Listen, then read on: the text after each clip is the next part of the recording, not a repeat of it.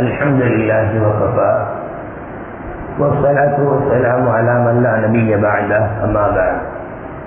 قال الله سبحانه وتعالى في كلامه القديم: ادعوا ربكم تضرعا وخفيا إنه لا يحب المعتدين.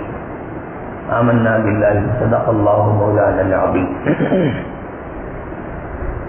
கண்ணியத்திற்கும் மிகுந்த மரியாதைக்கும் உரித்தான மேலான பெரியவர்களே, பாசத்திற்குரிய சகோதரர்களே, கண்மணி நாயகம் ஸல்லல்லாஹு அலைஹி வஸல்லம் அவர்களின் கண்ணியமான உம்மத்துமார்களே, இஸ்ராயேல் சந்ததிகள் இவர்கள் இப்ராஹிம் அலைஹிஸ்ஸலாமுடைய குழந்தையாகிய இஸ்ஹாக் அலைஹிஸ்ஸலாம், அவர்களின் குழந்தையாகிய யாக்கூப் அலைஹிஸ்ஸலாம், யாக்கூப் அலைஹிஸ்ஸலாமுடைய சந்ததிகளுக்குத்தான் நாம் இஸ்ராயேல் சந்ததிகள், பனி இஸ்ராயேல் என்று குறிப்பிடுவோம். இப்ராஹிம் அலைஹிஸ்ஸலாம் அவர்கள் அல்லாஹ்விடத்திலே துஆ செய்கிற போது, யா அல்லாஹ், என்னுடைய சந்ததிகளில் நின்றும் நல்லூர்களை, மிக பெரும் பொறுப்பு வகிக்கக்கூடிய, பதவி வகிக்கக்கூடிய ஆட்களை நீ உண்டாக்கி என்று துஆ செய்தார்கள்.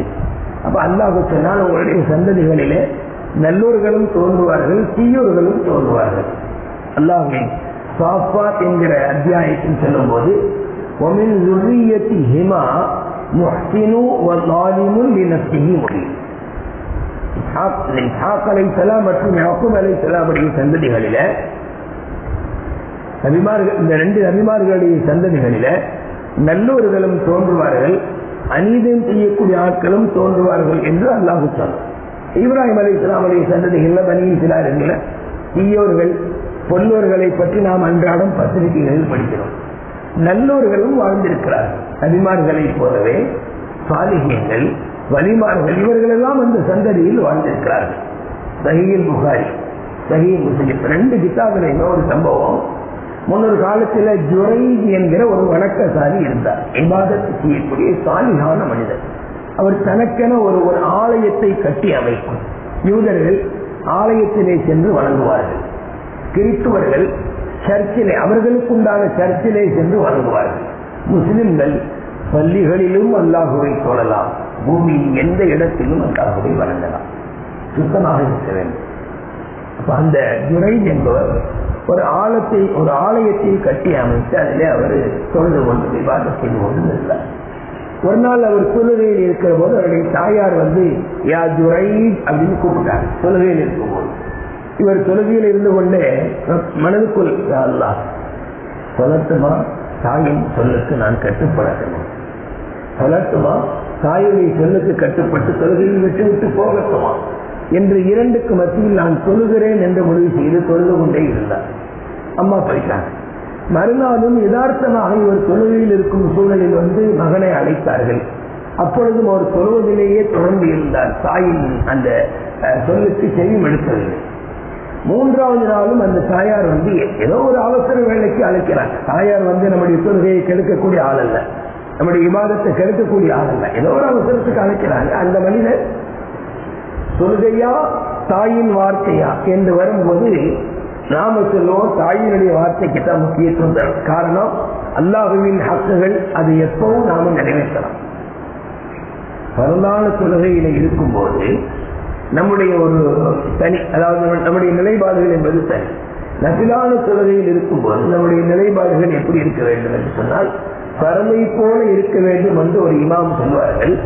நபிலுக்கு நபிலுடைய ஸ்தானமே கொடுக்கலாம், தேவைப்பட்டால் இடையில் முறித்து செல்லலாம் என்றும் ஒரு கருத்தை சொல்வார்கள். சரி, அது சுற்றுடைய சட்டம். அந்த அம்மா மூணாவது நாள் வந்தவங்க ஏதோ ஒரு கோபத்துல, நீ நடத்தை கட்ட பெண்ணுடைய விஷயத்தில பிரச்சனையிலே சிக்காமல் அல்லாஹ்வே இவரை இறக்க செய்து விடாதே என்று துவா சொல்லி போயிட்டாங்க. அது துவா இல்ல, பத்துவா. அல்லாஹும்ம லா துமி இல்லா அப்படின்னு சொல்லி, அல்லாஹ்வே என் பையனை வந்து ஒரு நடத்தை கட்ட பெண்ணுடைய விஷயத்தில் இந்த பிரச்சனையில் மாற்றாமல் அவரை மரணிக்க செய்து விடாது என்று அந்த அம்மா பத்துவா சொல்லிட்டு போயிட்டாங்க. அது மாதிரியே அடுத்தடுத்த கட்டங்கள்ல அவருக்கு அவங்க நிலைமை ஏற்பட்டது.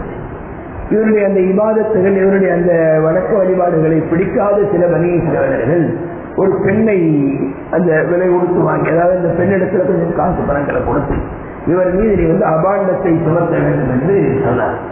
அந்த அம்மாவை என்ன செஞ்சது அப்படின்னா, இவர்கிட்ட வந்துச்சு இவர் முன்னால நின்று அவரை மயக்கலாம் என்று யோசித்தது. ஆனால் இவர் இபாதத்திலே மூழ்கி இருக்கவும் சென்று விட்டது. எங்கோ சென்று யாருடனோ தங்களுடைய அந்த சந்தோஷத்தை பகிர்ந்து கொண்டு குழந்தையை பெற்றெடுத்து பனி இஸ்ராயல் மக்களில் இந்த குழந்தை இந்த ஜுரைது மூலமாக தான் பிறந்துச்சுன்னு சொல்லி, இந்த குழந்தை ஜுரைதின் வழியாக தான் எனக்கு பிறந்துச்சுன்னு சொன்ன உடனே மக்கள் இருக்காங்களே புத்திசாலிகள் தான். ஆனா ஒரு பெண்ணுக்கு பிரச்சனைன்னு வரும்போது எதையும் சிந்திக்கிறது. சதாக்கூட அந்த ஆண் அடிக்க தொடங்கிறது. பஸ்ல ஏதாவது நம்ம அடிக்கடி கேள்விப்பட்டிருக்கோம். அதுக்குன்னே நிறைய பேர் இருப்பாங்க.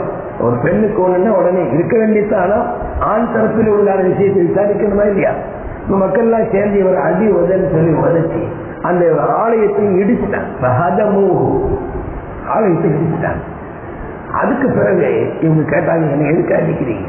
நீங்கதான் அந்த அம்மா கூட அப்படியாதான் எனக்கு சொல்ல டைம் கொடுக்கிறேன்னு சொல்லி 2 ரக்காத்து பொழுது விட்டு அந்த குழந்தையை கையில் எடுத்து, குழந்தையே உன்னுடைய தகப்பன் யார் என்று நீயே சொல்ல அப்படின்னு சொன்னாங்க. அப்ப பிறந்த குழந்தை அது மண் அபூக்கர். அந்த குழந்தைய கேட்டாங்க. அந்த குழந்தை சொல்லிட்டா இன்னும் ஆட்டு இடையன் அப்படின்னு சொல்லிட்டாங்க. உடனே மக்கள் எல்லாம் வருந்தி வருத்தப்பட்டு கவலைப்பட்டாச்சு. தெரியாத இந்த வருஷம் அடிச்சிட்டோம், எவ்வளவு உயர்ந்த அல்லத்தில் இவர் வச்சிருந்தோம், இவர் அடிச்சுட்டோம், இவருடைய ஆலயத்தை இடிச்சுட்டோம் சொல்லி அவர்கிட்ட மன்னிப்பு கேட்டு, நாங்க வேணா தங்கத்தினால் இந்த ஆலயத்தை கட்டி தருகிறோம், உன் தங்கமும் வேணும் ஒரு வெள்ளியும் வேண்டாம், முதல்ல இருந்த மாதிரியே நான் மண்ணாலேயே கட்டிக்கிறேன்னு சொன்னாங்க. அவங்க அந்த ஊர் மக்களையே கட்டி கொடுத்தாங்க. அதுக்கப்புறம் அவருடைய அந்த இபாதத். இது நம்ம என்ன பார்க்கணும்னா, அவருடைய இஹ்லாஸ், அவருடைய கராமத்து என்பதை தாண்டி தாயினுடைய பத்துவாவுக்கு அவர் ஆளாகிட்டார். இப்ப இங்க நாம என்ன சொல்ல வரோம் அப்படின்னா, இப்ப இன்னைக்கு உள்ள இந்த சம்பவத்தினுடைய படிப்பு முதல்ல பெற்றோர்களாகிய நமக்கு என்னன்னா, குழந்தைகளை ஒருவேளை கோபத்தினால் திட்ட நேர்ந்தால் இது மாதிரி வார்த்தையை கொண்டு திட்டக்கூடாது, பத்துவாக்கள் செய்யக்கூடாது. ஏனென்றால் நம்முடைய வார்த்தைகள் எந்த நேரத்தில் பலிக்கும், அதாவது ஏற்றுக்கொள்ளப்படும் என்று நமக்கே தெரியாது. கலாக்கதிர் இருக்குல்ல, இந்த கலாக்கதிர் எழுதப்பட்ட விஷயம் தான். ஆனால் அது நம்முடைய வார்த்தைகளோடு சம்பந்தப்படுத்தப்பட்டது. ஒருவர் இன்னொருத்தருக்கு நல்ல துவாக்களை செய்தால் அல்லாஹ் தஆலா அதையே கதிராக எழுதி விடுகிறார். ஒருவர் இன்னொருத்தருக்கு பத்வா, அதாவது கெட்ட துவா செய்தால் அதையே அல்லாஹ் கதிராக எழுதி விடுகிறார். ஒரு உருது கிதாபில் எனக்கு படித்த ஞாபகம், ஒரு பெற்றோர் தன் குழந்தையை சிறுபிராயத்துல ஏதோ ஒரு கோபத்துல ரொம்ப காரசாரமா திட்டுறார். நீ அழிந்து போக, நீ நாசமா போக, என்னமோ சொல்லி திட்டுறார். அல்லாஹ்வுடைய நாட்டம் பாருங்க, அந்த துவா எப்ப பதிச்சதுன்னா, அவர் இளைஞராக ஆகி நல்ல வேலை உத்தியோகத்துல போயிருக்கும் போது ஒரு அசம்பாவிதம் ஏற்பட்டு இறந்து விட்டார். அந்த பெற்றோர்களுக்கு ஞாபகம், நம்ம ஒரு காலத்துல நம்முடைய பிள்ளையை திட்டணுமே, அந்த திட்டுதான் இப்ப படிப்பிச்சோம். அப்போ இது மாதிரி சம்பவங்கள் நமக்கு எதை உணர்த்ததுன்னா, நம்ம பிள்ளைகளை யாரையுமே தெரியும், ஒரு கோபத்துல திட்டுதா இருந்தா கொஞ்சம் நிதானிச்சு நல்ல வார்த்தையை கொண்டு திட்டலாம். அதுவும் நமக்கு கோபத்தில் நல்லா இருப்போம் அப்படின்னு சொல்லுவாங்க. என்ன வந்துருச்சு நமக்கு, என்ன கௌரவம் எல்லாம் உதிர்ந்து போயிடுவாங்க. ஆனா ஒரு ஆளை நமக்கு கோபம் வரத்தாங்க செய்யும், மனிதன் தான் கோபம் வரும். ஆனால் குறிப்பாக நிதானத்தோடு அந்த கோபத்தை நாம கையாண்டால் யாருடைய வாழ்க்கையை நம்ம நாசப்படுத்தலாம். உமரது யுத்தாம காலத்துல ஒரு வயதான மனிதர் கையெல்லாம் தூங்கி போய் செயலிழந்து போயிருந்துட்டார். கேட்டாரா, ஏங்க மற்ற உடல் உறுப்புலாம் நல்லா இருக்கிற கையப்பட்டு ஜாகிலியத்தின் தந்தை என்ன செலுத்தினார்? இஸ்லாம் தோன்றும் முன்பு, அப்ப இஸ்லாம் தோன்றும் முன்பு ஐயாவில் ஜாகிலியத்துல, அறியாமை காலத்துல, குஃபருடைய காலத்திலேயே பெற்றோரின் துவாவுக்கு அல்லாஹ் செவிமடுத்துள்ளார் என்று சொன்னால், இன்னைக்கு இஸ்லாம் முஸ்லிம்கள் ஈமானோடு வாழ்ந்து கொண்டிருக்கும் இந்த காலகட்டத்தில் பெற்றோர்கள் ஒருத்தரை குறிப்பாக குழந்தைகளை பெற்றும் முன்பு கொஞ்சம் விசாரித்துக் கொள்ள நல்ல வார்த்தைகளை கொண்டு அதுலாம் வீட்டில் ஒரு பாத்திரத்தை உடச்சிட்டாங்க, மகனோ பேரனோ மகளோ பேத்தியோ உடச்சிட்டாங்கன்னா என்ன செய்யணும்? பாத்திரத்தை எப்படி நம்ம சரி பண்ணிடலாம். ஏன் புது பாத்திரம் கூட 100-200 கொடுத்து வாங்கிடலாம். அந்த கோபத்தில் அந்த பிள்ளையை நம்ம திட்ட போனதா அதுல ஏற்படக்கூடிய அந்த எதிரான விஷயங்கள், நெகட்டிவான விஷயங்கள் எப்படி சரி பண்ண முடியும்? நல்ல வார்த்தையை கொண்டு அசலாக்கு அல்லா ஒன்று சீராக்குவாங்க, அல்லா ஒன்று நல்லவன் ஆக்குவாங்க, அல்லா ஒன்று ஒரு பெரிய அந்தஸ்து வைப்பார்கள் சொல்லல அப்படி சொல்லியிருக்கிறாங்க. இன்னைக்கும் ஹயாத்தாக ஒரு பெரிய சீதையை வாழ்ந்துட்டாங்க. ஹரம்ல இமாமா இருக்காங்களே அப்துல் ரஹ்மான் சுதைசி நம்ம சொல்லுவாங்க, பெரிய காரி. இன்னைக்கு எல்லா அதிகமான காரிகள் சுதைசி இமாமுடைய அந்த கிராத்தை அப்படியே கேட்டு அதன் அடிப்படையில் சுபத்தில் எல்லா தொழிலையும் ஓடுறாங்க. அவர்கள் சிறுபராயத்தில் ரொம்ப சுட்டிப்பை, ரொம்ப சேட்டை. அவங்க அம்மா ரொம்ப நிதானமான ஒரு பெண்மணி, சாலிகான பெண்மணி. ஒரு நாள் விருந்தாளிகள் வந்திருக்கிறாங்க. விருந்தாளிகளுக்காக வேண்டிய உணவு தயார் செய்யப்பட்டது. இந்த குழந்தை, இந்த அப்துல் ரஹ்மான் சுதேசி இருக்கிறாங்க, இவங்க எப்பவும் போல சேட்டையில வந்து அந்த சால்னாவையெல்லாம் கொட்டி விட்டாங்க. அவங்க நினைச்சா என்ன செஞ்சுக்கலாம், அந்த குழந்தைய அடக்கி உதச்சி இந்த மாதிரி ஏன்பா இப்படி பண்ற, அல்லாஹ் ஒன்னு ஹரம் ஷரீஃப்ல இமாமா ஆக்குவானான்னு சொன்னாங்க. அப்படியே சொன்னாங்க, அல்லாஹ் ஒன்னு ஹரம் ஷரீஃப்ல இமாமா ஆக்குவானான்னு சொல்லி திட்டுனாங்க. துவா செய்யல, துவா தான் நம்ம தனியா கையேந்தி செய்வோமே. திட்டுகிற சூழலில் நிதானித்து அல்லாஹ் ஹரம இமாமாக்கிட்ட போகும். அல்லாஹ்வுடைய பெரிய கிருபை, அந்த துவா மக்பூல் ஆகி முஸ்தஜாகி ஏற்றுக்கொள்ளப்பட்டு இன்னைக்கும் அவர்கள் ஹரம இமாமா இருக்கிறார். இன்னைக்கு தலைமை இமாமா வந்துட்டான். அவங்களே ஒரு பேட்டியில் சொன்னாங்க, நான் இவ்வளவு பெரிய அந்தஸ்தை அடைந்திருக்க காரணம் என்னுடைய தாயார் எனக்கு கோபத்தின் போது செய்த துவா.